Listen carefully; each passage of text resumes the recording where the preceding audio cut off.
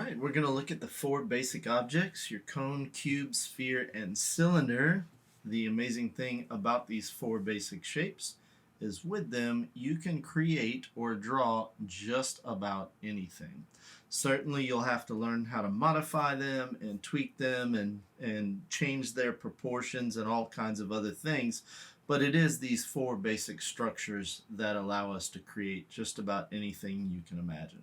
So we've got a worksheet that I'd like you to go ahead and get out now. We're going to start first of all with our cube.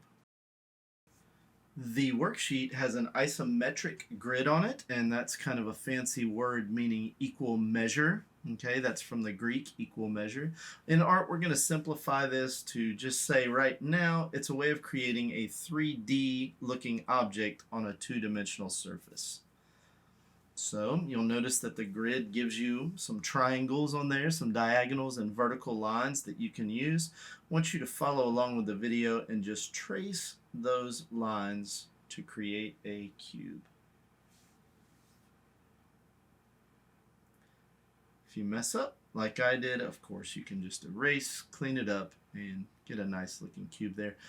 Try to make a cube that fills in the space. Don't draw just a little tiny one, although you could do that. Okay. After your cube, you're going to create a cylinder. What you're going to need to do first is to create an ellipse. And if you pay attention here on the video, you can notice that I'm drawing the left and the right hand side of my ellipse first, kind of fitting it inside of the triangles and then stretching a curved arc at the top and at the bottom. I'm trying to smooth that out. So that's going to be the top of my cylinder. And then from the left edge, I want to draw a vertical line down. Okay? And I want to have an ellipse at the bottom. Now I'm not going to draw the back edge of this ellipse at the bottom because we won't see this if it's a solid object. But I am getting the curve in there just so that I can make it look more believable, more round around the edges. So. Again, I'm using that isometric grid to help me. One of our vocabulary words is isometric. Okay, again, that is a way of drawing that shows equal measurements. That will become a little bit clearer when we start talking about perspective drawing.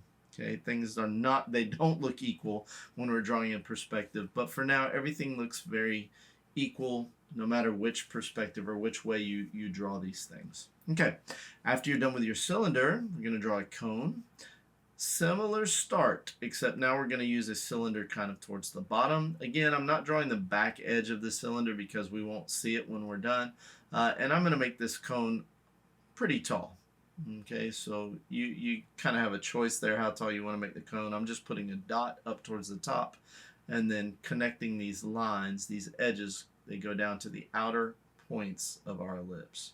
And then I'll erase any of that ellipse that I drew that I don't see once we solidify our shape. Now, ironically, I think a sphere is typically one of the easier objects to draw because it is really just a circle.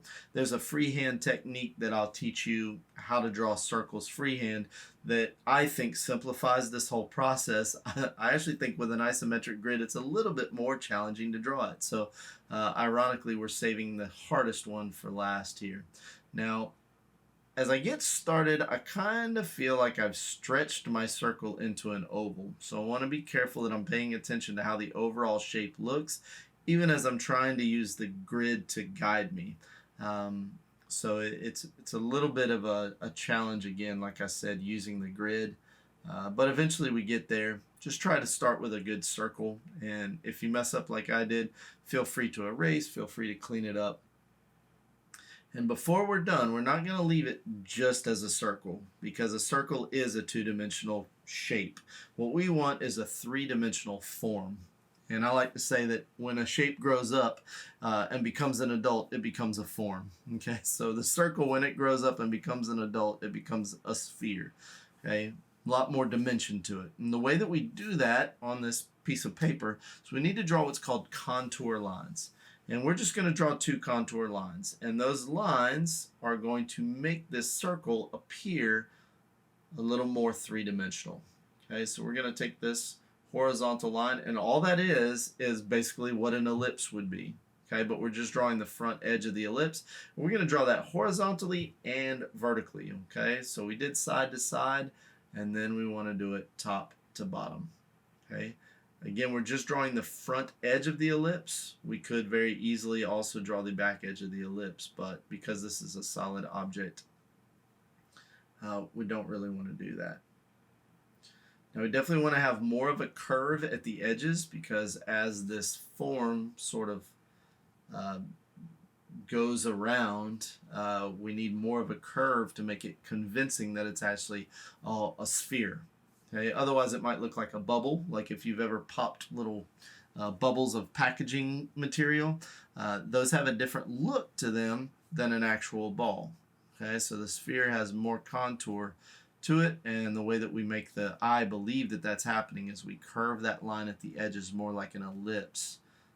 So if you have a flat feeling to this ball, it could be because your contour lines are not curving enough around the edges. It should look a lot more like an ellipse right there at the edge and get a much steeper curve. Okay. All right, when you're done with that, you are done with your practice activity, okay, for your 4 basic objects. We've got our cube, our cylinder, our cone, and our sphere. And make sure you tune in for our next activity, because we're going to start talking about shading objects and what that looks like. Okay, until the next one, have a great day.